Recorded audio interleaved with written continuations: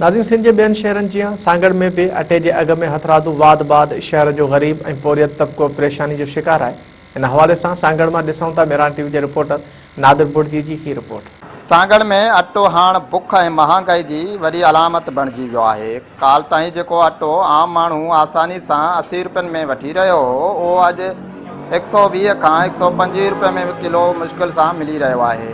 अटे जी क़ीमतनि में वाध थियण करे आम शहरी ख़ासि करे मज़दूर तबिको सख़्तु मुतासिर थियो आहे, छाकाणि त अॻे ई दाल चांवर खंडु गिहु भाॼियूं घाटे तोड़ महांगायूं हुयूं, जो हाणे अटे जी क़ीमतनि में इज़ाफ़े सबबि मज़दूरनि जे ॾुखनि में वेतर इज़ाफ़ो थींदो पियो वञे।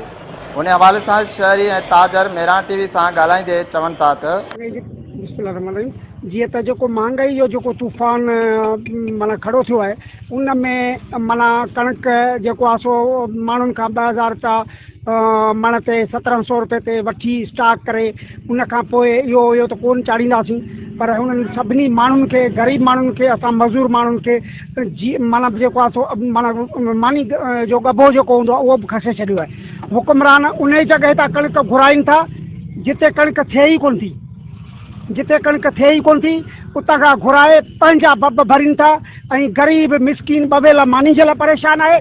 जेके जेके जेके जेके शयूं आहिनि, जेकॾहिं खंडु वठे थो त दाल कोन थो वठी, दाल वठे थो अटो नथो वठी सघे, हू पंहिंजे बचनि जो गुज़र कीअं करे। हीअ असांजा जेके नाहिल हुकुमरान ही जेके हर साल नवां नवां वाइदा करे ईंदा आहिनि त असां हीअं कंदासीं, असां हीअं कंदासीं, असां जेको आसमान मां तव्हांखे तारा लाहे ॾींदासीं, पर उन्हनि जेको आहे माण्हुनि जो जीअण जंजाल करे छॾियो आहे। चाहे उहो ताजरनि जी सरमायाकारनि जी हिकिड़ो लाबी आहे की माफ़िया आहे, उहो पाण हथ सां अघु मुक़ररु कया वञनि ऐं ग़रीब मज़दूर माण्हू जेको 500 या 1000 ॾिहाड़ी कमाईंदड़, उहो अटो किथां ख़रीद करे, कणिक किथां वठी सघंदो। अहिड़ी हालत लॻी खंडु वठे, पती वठे, चांहि वठे त वठे छा। त इन हुकुमरान जी नाअहली जे करे ऐं ॿियो ज़िले इंतिज़ामिया बि इन में शामिल आहे। डिप्टी कमिश्नर खे निकिरणु खपे, जंहिं डिप्टी कमिश्नर आहे कॾहिं निकिती आहे या मुख़्तियारकार निकितो आहे, जो एसी नी अघनि जे हवाले सां वरी अटे जो अघु वधे पियो, खंड जो अघु वधे पियो, को स्टॉल लॻाइनि, को सस्ते अघु जा अघु ईअं थींदो त डिप्टी कमिश्नर या इहे जेके मालिकान हूंदा हुआ फ्लोर मिल वारा त पंहिंजो स्टॉल लॻाईंदा जे महांगाई थींदी, पर हींअर तो हथ वठी माना महंगाई कई वञे। सिंध हुकूमत सोए हुए हैं, इंतज़ामिया सोई हुई है और गरीब आवाम पिस रहे हैं। इस टाइम आटे के अंदर, चीनी के अंदर, घी के अंदर अब ये जो मसनूई तेज़ी का जो रुझान डाला हुआ है बड़े सरमाएदारों ने, बड़े इन्वेस्टरों ने, और ज़मींदारों से वही 4000 वाली गंदम 2000 रुपये मन पे मार्केट में पहुंचा। अब जो है मार्केट 4000 से 4200 रुपये खाली गंदम का रेट हो गया है, और आटा जो एक हफ्ते पहले हम लोग 70 रुपये किलो बेच रहे हैं, आज 120 रुपये किलो बेच रहे हैं। हमें भी जो पीछे से महंगा आ रहा है, और उस पंजाब ने जो है सूबाबंदी लगा दी, ज़िलाबंदी लगा दी। एक सांगड़ के अपने सिंध के ऊपर जो ज़्यादा असर पड़ा है पंजाब का कि उन्होंने सूबाबंदी लगा के आटे की पाबंदी लगा दी, आने नहीं दे रहा है। बाकी सवाल इहो आहे त ही बुरान वाक़ई कुदरती आहे या पोइ मुनाफ़ाख़ोरनि जी ठाहियल साज़िश आहे।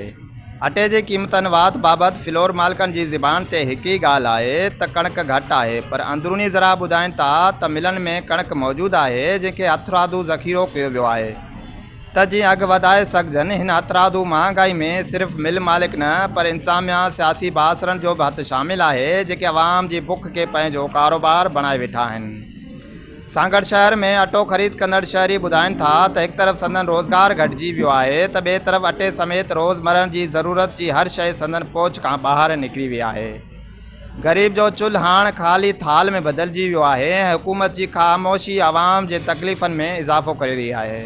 जंहिं ते सिंध हुकूमत खां शहरियुनि मुतालबो कयो आहे त आम वापारी शयुनि ख़ासि करे अटे जी क़ीमतनि में घटिताई आणे खेनि जीअण जो हक़ु ॾिनो वञे।